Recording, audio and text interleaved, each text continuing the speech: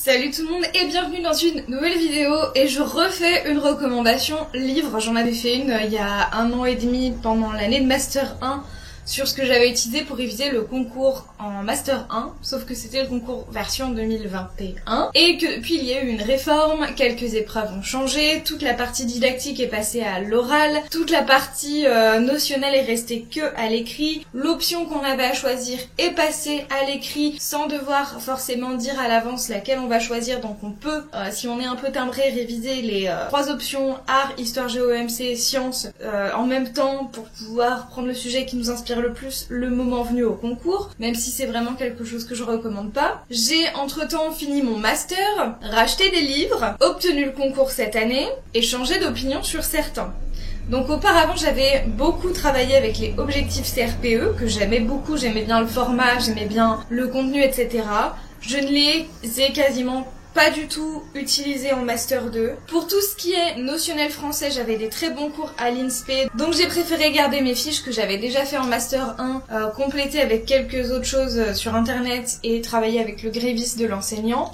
Mais voilà, ça c'était du coup mes classeurs que j'ai réorganisés pour mettre d'un côté le notionnel, de l'autre côté la didactique, ce qui n'était pas le cas avant, mais ça reste le même contenu. Là c'était mon classeur d'oral, avec essentiellement plein de fiches de méthodos sur l'EPS et le CSE. Honnêtement, EPS j'ai travaillé quasiment que avec des petites fiches et quelques lectures annexes, mais voilà, j'ai préféré faire ça parce qu'il y avait d'excellentes fiches, que je vous dise pas de bêtises, sur la classe de Dana pour chaque APSA possible, donc vraiment ça c'était top, et j'ai préféré du coup lire ces fiches là et me souvenir de ce qu'on avait fait en cours en EPS en Master 2, ce qui était beaucoup plus qualitatif qu'en Master 1, puisqu'on a vraiment fait des mini-oraux entre guillemets, mais nous on a vraiment fait, on a joué les cobayes pour nos camarades de classe, on a chacun tiré un sujet sur tout ce qui était possible, comme ça on avait au moins vu tous les sports, tous les cycles, à peu près tous les APSA à part natation. Et ça, mon classeur d'écrit du coup, et qui était beaucoup plus petit, parce qu'il n'y a pas l'option aussi avec. Donc là j'ai que maths, français pour les écrits. En maths, j'avais décidé de faire des fiches sans forcément réutiliser des livres. En fait, j'ai fait déjà un sommaire de tout ce qu'il y avait à savoir, donc nombre, calcul, organisation, gestion des données, fonctions, grandeur et mesure, espace et géométrie, initiation à la programmation, avec des sous-catégories, etc. Et dans mes fiches, j'ai décidé de récupérer tout ce qui se faisait sur internet parce que c'était vraiment très complet à l'époque pour l'ancienne version du concours, même s'il y avait des choses pas tout à fait à jour. Et j'ai tout simplement fusionné tout ça dans un seul document. Donc j'ai des extraits, des fiches de plein de gens, j'avais récupéré des trucs de la classe de Dana, de plein d'autres gens, voilà, c'est assez vaste on va dire. Comme ça j'avais pu intégrer des éléments que j'avais vus en cours, etc.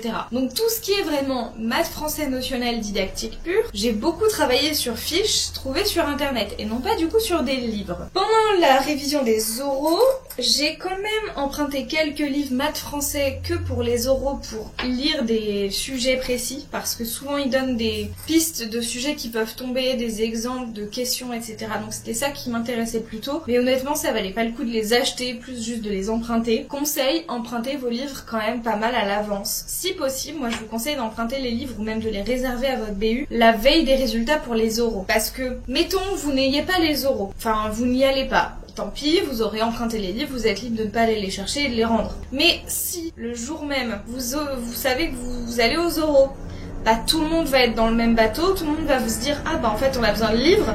Tout le monde va gérer ça à la dernière minute. Si vous y êtes allé la veille, l'avant-veille, vous avez gagné du temps, et comme ça, si vous passez très tôt aux oraux, sachant que c'est aléatoire et qu'on sait pas à l'avance, ça peut vous aider à être sûr d'obtenir les livres dont vous avez besoin, parce que sinon, en fait, vous risquez de juste pas du tout avoir accès à ces livres, parce qu'il y a des gens qui gardent les livres, qui vont pas les rendre pendant toute la période des oraux, quitte à les rendre en retard. Moi, dans ma BU, si on rend un livre en retard, la seule chose que ça change, c'est ne pas avoir son quitus de si on veut changer de fac en fin de cursus à l'approche d'un concours. Je pense que tout le monde s'en fout de ce cas-là. Renseignez-vous par rapport à votre BU, qu'est-ce qu'ils font, mais nous si on a des livres en retard, il n'y a pas de pénalité où on paye, c'est juste si t'as 2 jours de retard sur un livre, pendant 2 jours à partir du moment où tu les rends, tu ne peux pas réemprunter. Sauf qu'en fin d'études, quand tu as rendu tout ton master, que tu as tout fini, qu'il ne te reste que les oraux du concours, avoir du retard sur tes livres, en fait, tu t'en fiches. Donc ce n'est pas grave. Donc voilà, c'est pour vous prévenir, comptez pas forcément sur les livres vont revenir à temps, parce que c'est rarement le cas en période concours pour ce genre de livres. On commence d'abord avec les livres qui, d'après moi, sont à avoir chez soi. Faites ce que vous voulez de cette information. Moi, c'est vraiment des livres que j'ai réutilisés ou que j'aimais avoir sous la main toute l'année et pas devoir aller réemprunter à la bibliothèque.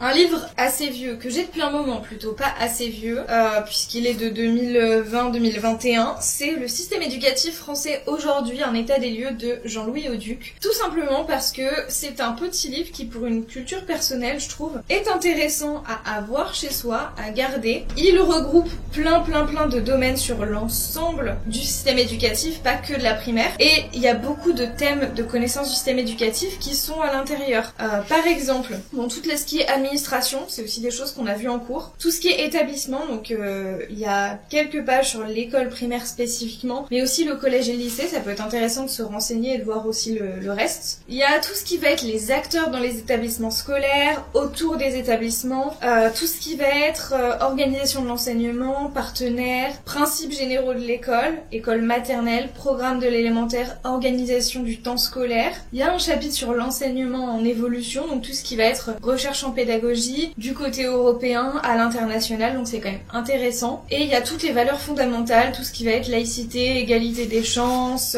respect d'autrui, citoyenneté, les enjeux de type numérique, école inclusive, développement durable, prévention santé. Donc en fait ça recouvre quand même beaucoup de thèmes qu'on doit savoir, qu'on doit connaître, auxquels on doit être familier. Et ça reste quand même une lecture qui est bien faite, dans le sens où le livre est quand même bien organisé. À chaque fois vous avez des petits QR codes qui vous renvoient directement aux pages officielles du site du ministère ou de Eduscol.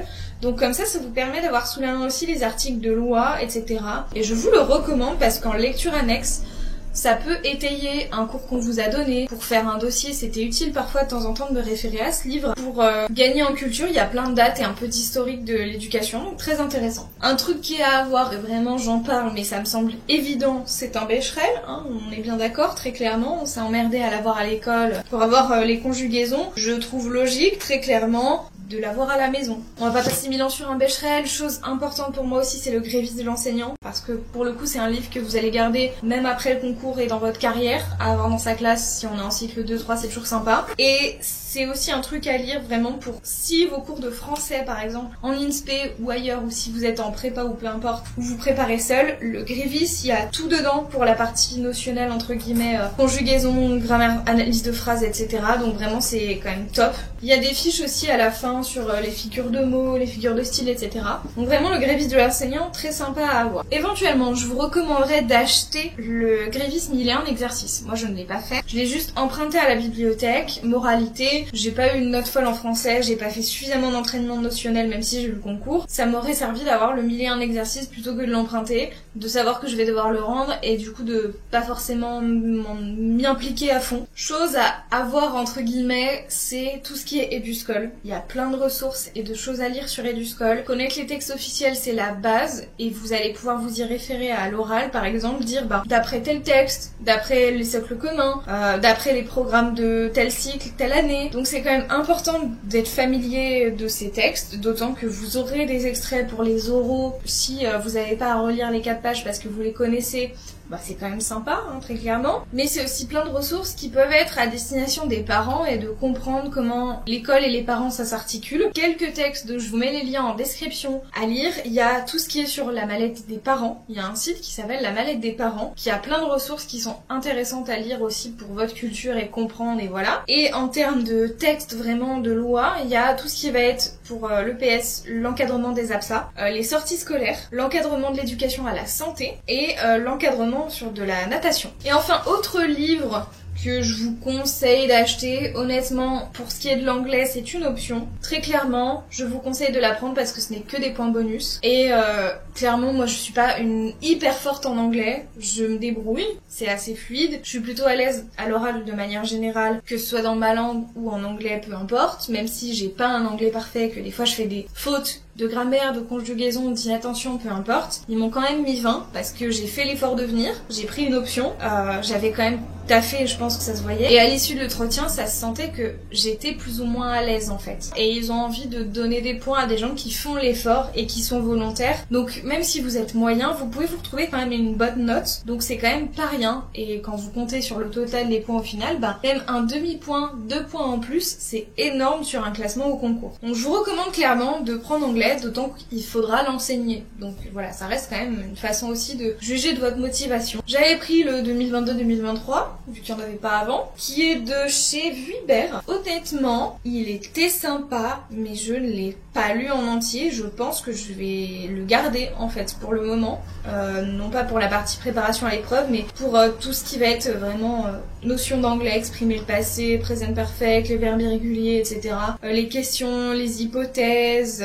Il y a des extraits de séances aussi, donc ça peut être sympa à l'avenir quand même de garder ça sous la main. Il y a une petite partie aussi culturelle qui est sympa. Ce que j'ai vraiment utilisé de l'ouvrage dans les dernières minutes et derniers jours, c'était les 10 conseils et 10 pièges à éviter pour l'épreuve, comment aborder l'épreuve orale en langue vivante avant le jour de l'épreuve, le déroulement, il y a tout ce qui va être niveau du CE-CRL, le profil linguistique, ils mettent aussi, il y a un truc sympa, je le trouve pas, c'est comme il faut se présenter soi-même en anglais pendant 10 minutes. C'est une présentation que vous pouvez prévoir à l'avance et préparer à l'avance. Et ils mettent un exemple de ce que vous pouvez dire dedans avec des jolies phrases bien faites en anglais mais qui sont quand même ok. Et donc vraiment, ça aide beaucoup et ça peut vous faire gagner du temps et être une bonne base. Donc même si à la limite vous avez déjà des bons cours d'anglais à l'INSPE, c'est un petit plus de l'avoir. Si vraiment vous avez un très bon niveau et que vous n'avez pas besoin du notionnel, peut-être juste empruntez-le éventuellement. Clairement, ce que j'ai eu en cours comme conseil d'un point de vue pédagogique était beaucoup plus qualitatif que ce qu'il y a dans ce livre. Et en même temps, ce livre du coup m'a apporté un complément sur d'autres choses. On continue du coup sur vraiment le fond du problème et du coup les livres que j'ai utilisés. Comme on était sur un nouveau concours avec quasiment que 2 sujets zéro, que c'était un peu nébuleux, j'ai préféré prendre 22 sujets corrigés français et maths pour les écrits. En gros, fausses annales CRPE de chez Admis, CRPE, je ne sais pas.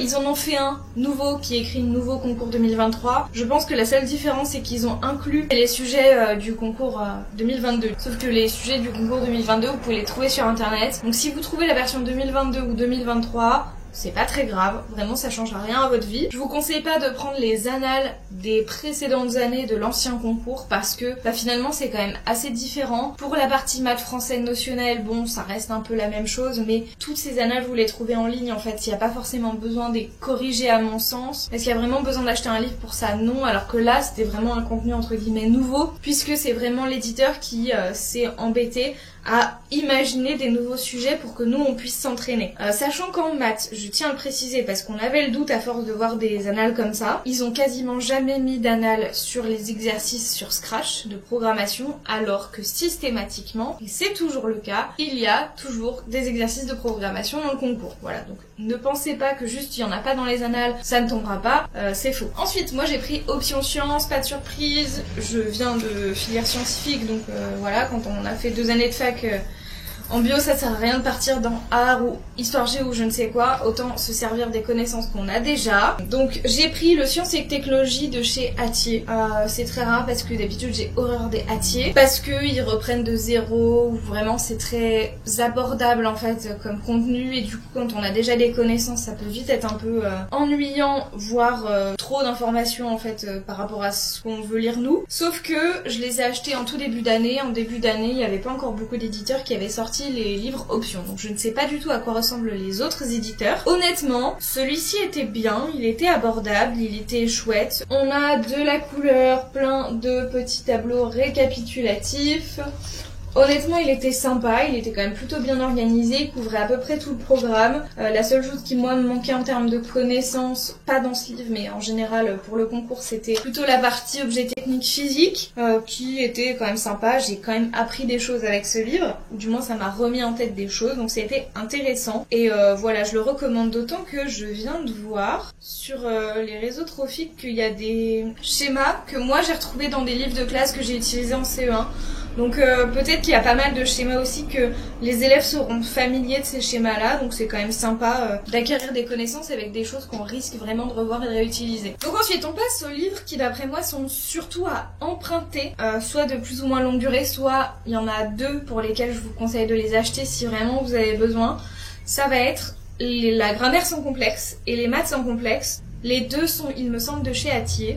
Et c'est vraiment 2 livres que je recommande si vous êtes en difficulté dans ces 2 matières ou dans l'une de ces 2 matières.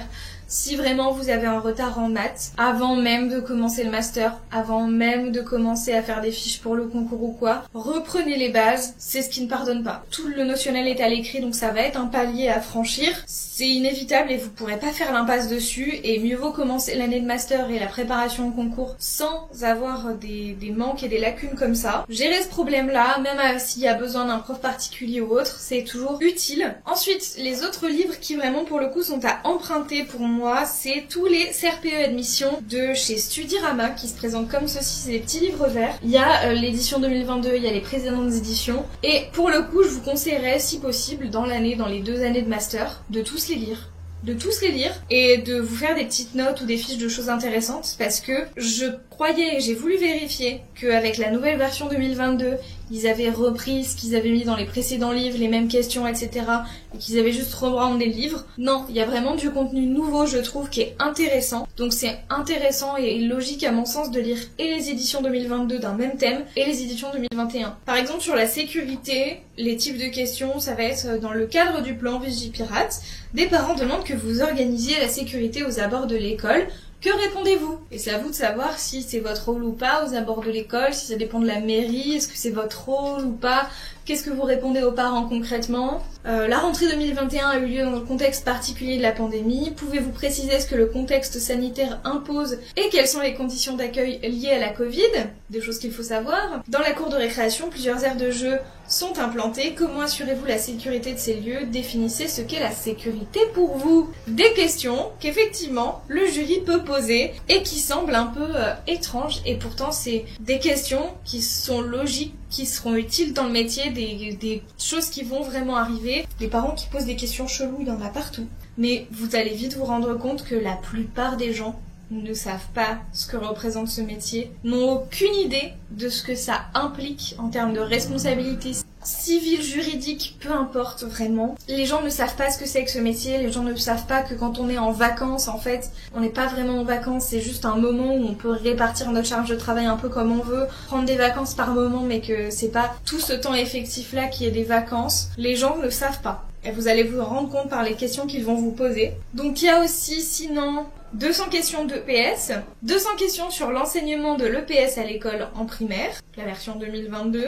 Vous avez 200 questions sur le développement de l'enfant et de la psychologie. Vous avez 200 questions sur le système éducatif, etc., etc. C'est des petits livres sympas qui apportent vraiment un plus et du recul et de la connaissance et de la culture. Et en même temps, chaque livre coûte peut-être 15 €. Donc vraiment tous les acheter, ça ferait un gros budget et ça se lit assez vite. Donc c'est pour ça que je vous conseille de les emprunter et de vous faire juste une petite fiche récap des notions intéressantes ou des choses que vous avez retenues. Autre chose à emprunter. Moi je l'ai fait parce que je donnais des cours, j'étais en alternance, mais même si vous n'êtes pas en alternance, vous avez entre guillemets cette familiarisation avec les livres pédagogiques et le métier en lui-même en retard. Et même au concours, si vous êtes juste en prépa ou à part et que vous faites vos concours seul, vous n'avez du coup jamais vraiment enseigné en étant en responsabilité en classe. Faut avoir conscience que vous avez ce retard par rapport à des candidats qui sont contractuels à temps plein depuis 1 an, 2 ans, 3 ans, qui se motivent maintenant à passer le concours et qui du coup ont toute cette expérience par rapport à vous. Donc pour moi c'est indispensable d'emprunter des livres à la bibliothèque, à l'INSPE ou à votre fac, peu importe, qui sont des livres pédagogiques, cycle 1, 2 et 3 au minimum. Par exemple en maternelle on a les accès éditions qui sont très utilisés. Et après, je vous conseille de regarder les livres de votre option et maths, français à minimum pour voir à peu près dans chaque cycle les types d'exercices proposés, comment on aborde une notion. Souvent, c'est des livres qui proposent aussi, il y a les guides pour l'enseignant avec des séquences entières proposées, des séances, des programmations, etc.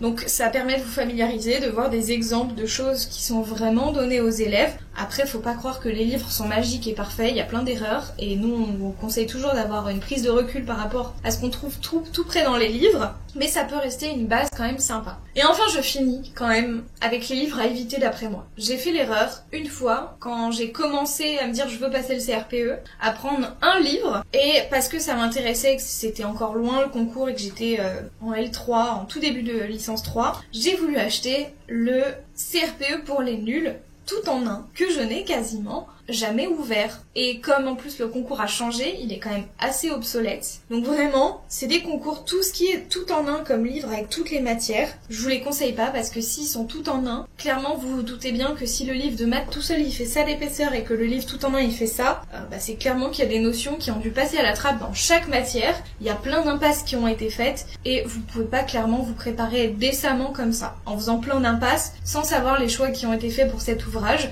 Et enfin, je ne vous conseille pas, comme vous l'avez remarqué, il y a quasiment aucune épreuve où je ne me suis fiée qu'à un seul livre, sauf pour les sciences. J'ai pas fait de fiches, j'ai pas cherché des fiches sur internet vu que c'était une nouveauté que ce soit notionnel, et je me suis permise de ne travailler que sur un livre parce que en cours, on avait vu un peu de sciences depuis 2 ans, et aussi parce que moi j'avais un background scientifique de cours à la fac, etc. et qu'avant je préparais le CAPES de biologie, donc c'était logique à mon sens que moi je pouvais m'en passer. C'est pas ce que je conseillerais à tout le monde, mais du coup en général, pour chaque épreuve, ne vous fiez jamais que sur un seul livre ou des livres éditeurs. Parce que c'est vous enfermer dans sa vision des choses, dans ce qu'il propose. Il n'y a aucun livre de parfait, pédagogiquement parlant, ou même qui soit suffisamment complet. Et avoir des livres pour toute une matière, ça ne pousse pas à se renseigner à côté, à être curieux et à enrichir culturellement ce qu'on sait déjà et ce qu'il y a dans ce livre. Donc mon conseil principal, c'est toujours de multiplier les sources. Confronter les visions des éditeurs, confronter votre vision des choses avec vos camarades et faire notre propre mix à soi de tout ça, de ce qu'on retient. J'espère que cette vidéo excessivement longue sera énormément coupée au montage déjà. Voilà, parce que là on est à une demi-heure et vraiment c'est pas possible. J'espère que ça vous aura plu, que ça vous aura intéressé. J'essaie de vous mettre les liens dont je vous ai parlé en description si besoin. La vidéo précédente sans doute quelque part dans un petit i. On se retrouve très vite pour de prochaines vidéos. Prenez soin de vous. Ciao ciao.